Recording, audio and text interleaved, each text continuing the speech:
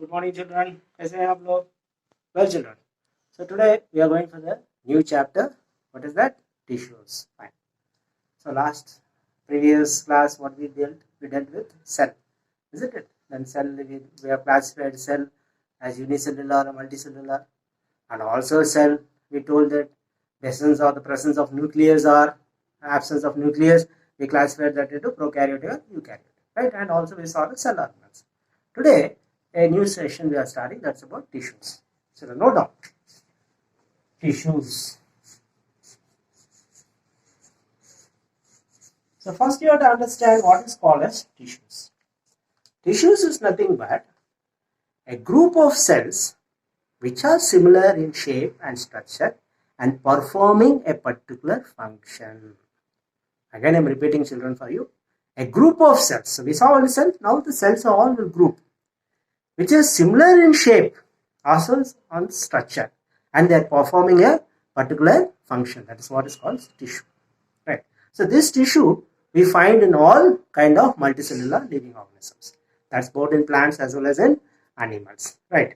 So today we will talk about the plant tissues. And later on we'll proceed towards animal tissues. In plant tissues, children, you can just see that. So I told you that the tissues are nothing but, children, a group of cells, isn't it? They are a group of cells. Group of cells which are similar in structure and they are performing a particular function itself. So it's a group of cells. That is what is said in the tissue cells. This one, in the case of plant tissues, so we are talking about the plant tissues. In plant tissues, it's classified into two types. One is called the meristematic tissues.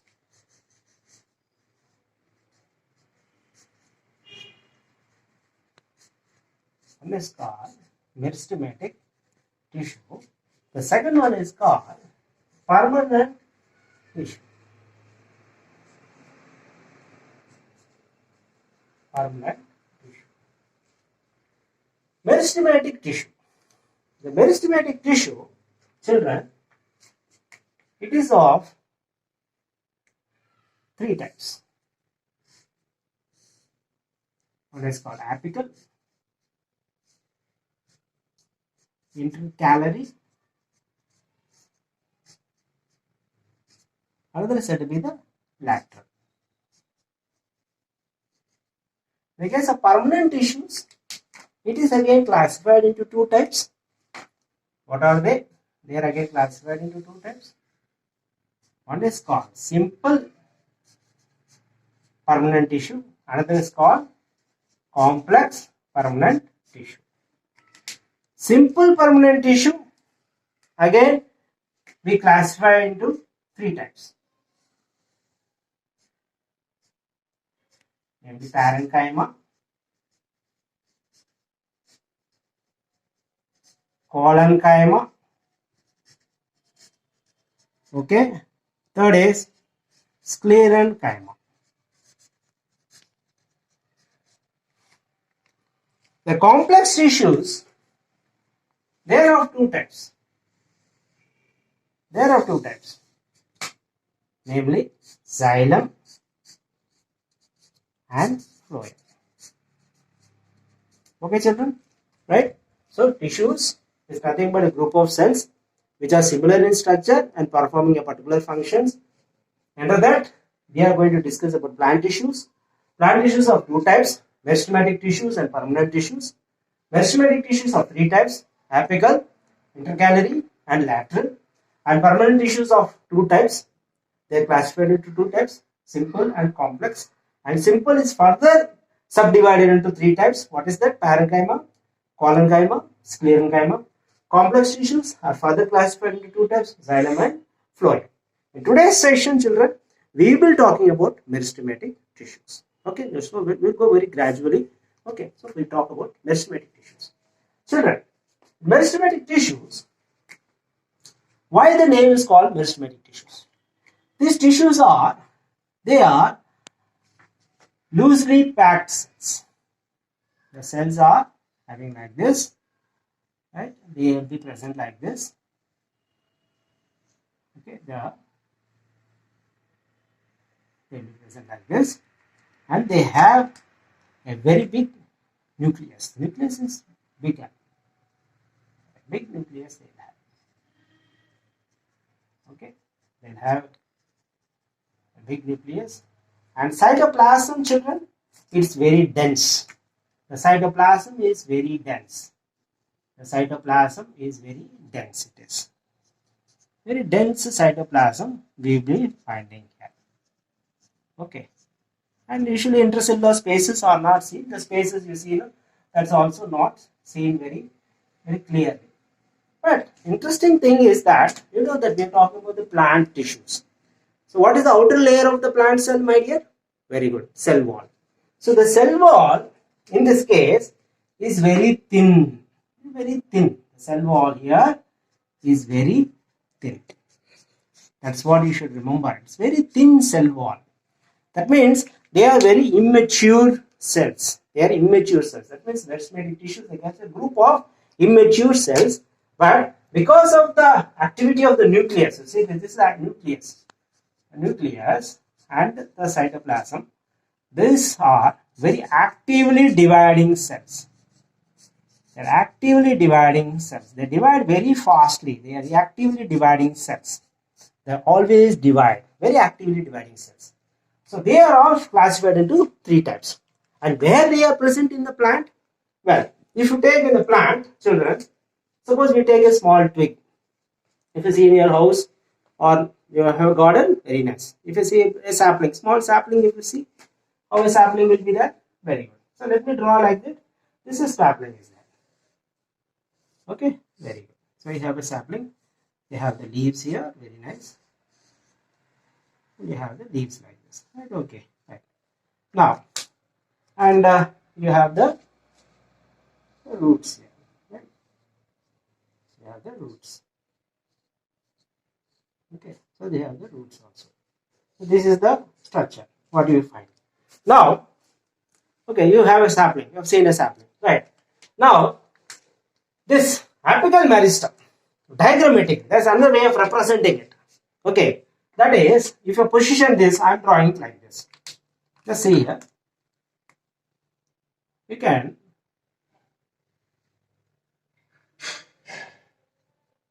okay.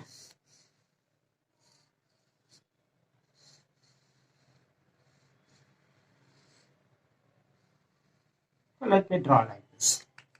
And this is your tip portion. What tip portion you are seeing? So now you see, children, this is the tip portion. We have a shoot tip.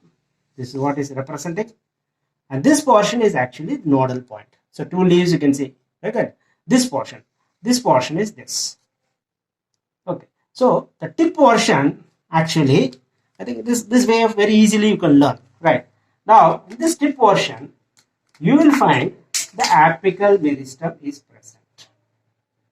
Apical meristem is present in the shoot tip as well as in the root tip.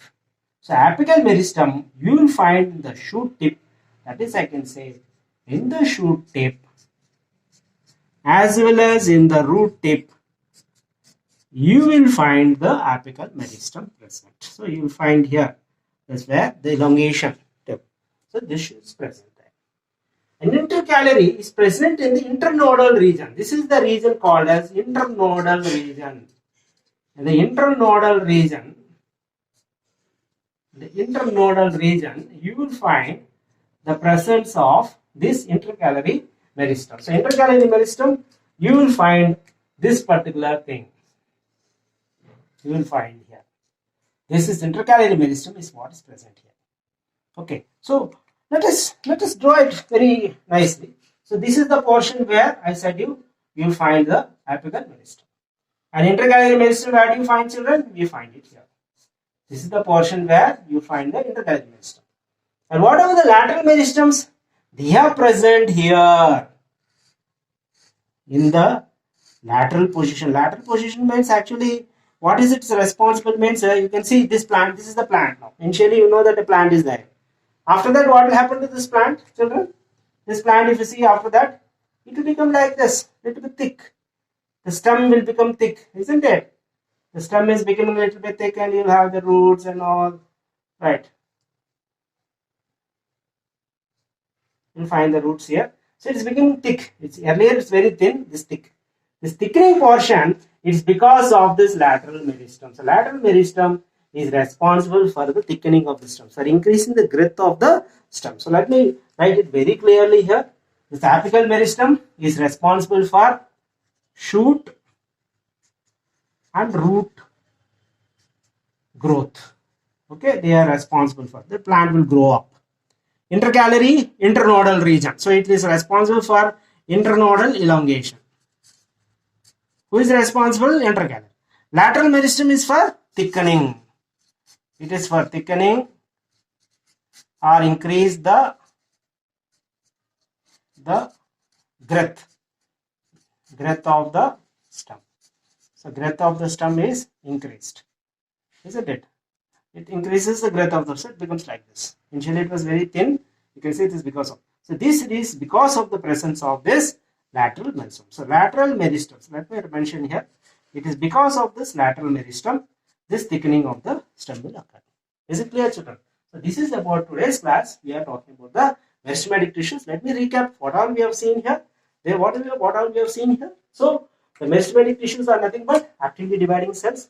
They have a dense nucleus. They have very large nucleus and dense cytoplasm. And cell wall is thin. Of course, it is made up of cellulose, but it's very thin cell wall.